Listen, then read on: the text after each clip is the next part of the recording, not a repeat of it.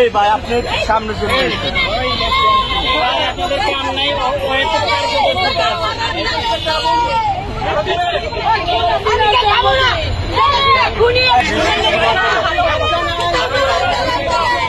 আপু আপনি কোথা থেকে এখন? হ্যালো আপু, আপনি কোথা থেকে আসছেন? ও আচ্ছা তাই না, আমাকে পড়ানোর দরকার নেই। আমি কানা না।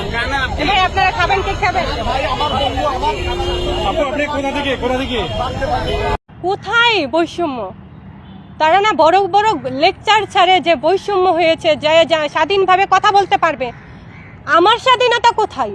আমি যে আজকে আমার নেত্রীর জন্য কেক কাটতে গেলাম, সেখানে যে আমি কেকটা কাটতে পারিনি, ওরা শিবিরের নেতারা আমাকে কি করেছে? অসম্মান করেছে, কেক ছুঁড়ে মেরেছে আমার গায়ে। কোথায়? আজকে দেশ কোন জায়গায় আছে বলেন আপনারা?